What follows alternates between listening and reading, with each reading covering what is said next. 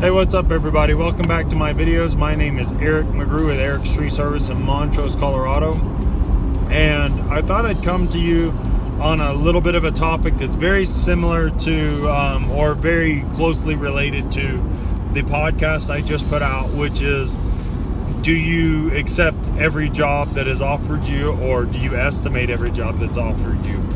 So you'll see that if you watch that video or listen to that podcast, I don't estimate nor do I accept every job that is offered me. In fact, sorry, there are some jobs that people have been just determined based on reference that they wanted to use me, and I just didn't want the job, and it wasn't worth the hassle or the risk factor or whatever to me. So I just kindly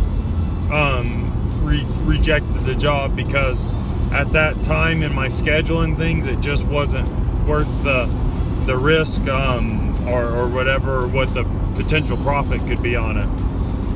But on the other hand, I just did an estimate today up in the mountains, and this guy's got 3 cottonwoods.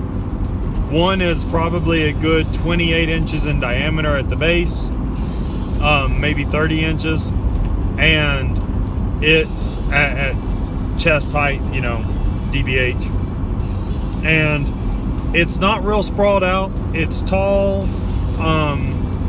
fairly close, a couple of sprawling branches, and then there's another couple that are hanging over a corner of the house, not real big, maybe 20 inches at the base height or chest height, hanging over neighbors, ornate wood fences and driveway.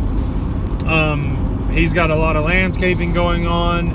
The landscape, because it is on a shelf road against the mountain, everything leans toward the house, and all the trees sit right along the edge of a multi-tier, very large, well, relatively for the space, deck. There's no real drop zone. There's a bunch of other trees, choke cherry, box elder, maple, all kinds of stuff under these cottonwoods. And then the big cottonwood sits right in the corner where the deck ends and a large slate patio is, with a brick oven and all this stuff.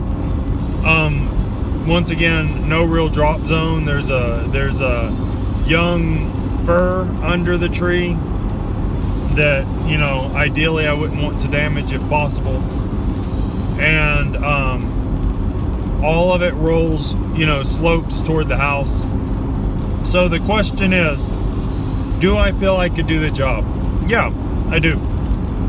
Lots and lots of rope work, but yeah, I think I could. Do I particularly want to do the job? No, not really.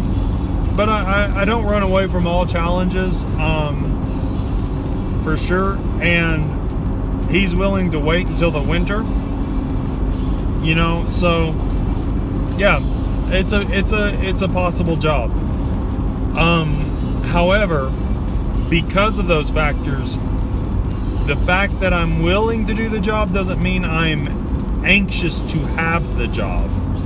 So when I bid it at a price, and he had to, you know, you either have to accept that price or go find somebody else. It's just how it is.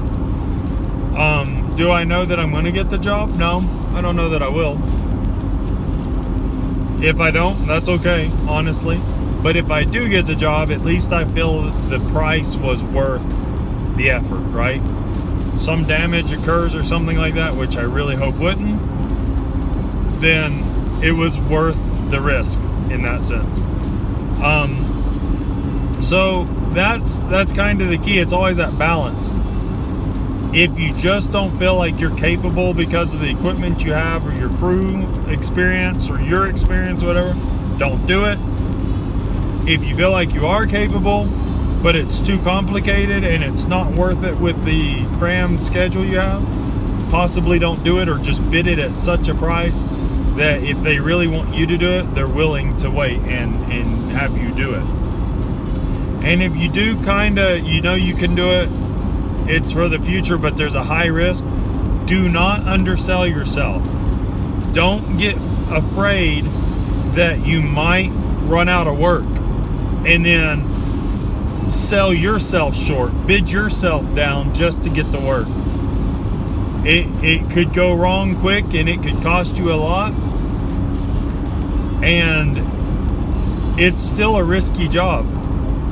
It's all climbing, it's tight spaces, you're using chainsaws on the tree. Just make it worth it to you, and don't sell yourself short. I told him that depending on the jobs in the winter, sometimes I have a bit more of a reduced rate because I slow down.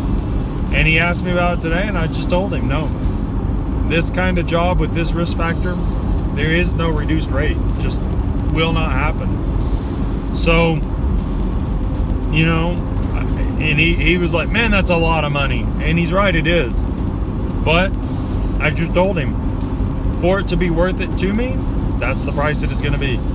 He can take it or he cannot. That's just how it is. So, will he go with me? I don't know.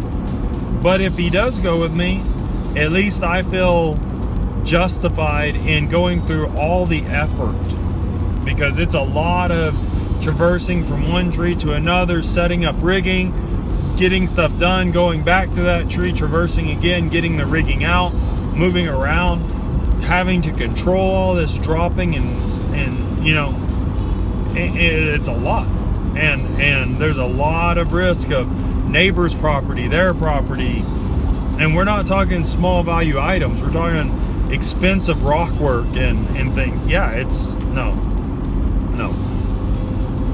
not gonna do it for a budget. You know, he's gonna do it on my budget, or he's not gonna have me do it. That's just how it is. So don't ever get yourself into a situation where you are so pressed that you take on difficult and dangerous jobs for pennies. It's not worth it.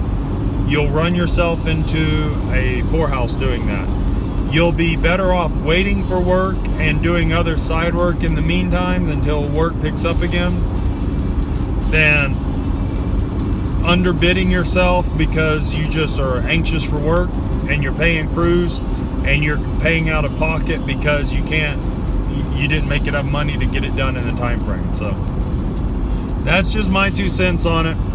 Don't know if you agree or not. Let me know. Really appreciate it. Thanks for watching my videos. Don't forget to check out the affiliate link for Amazon in the description. If you buy through that, it helps provide a little bit of income for me. You don't have to buy just tree stuff. You can buy anything through Amazon, and there's a good potential that I'll get paid a small portion of that, and that helps me continue on you know, making these videos and doing my podcast and all that kind of stuff. So thanks again, and I'll see you guys in the next one. Bye.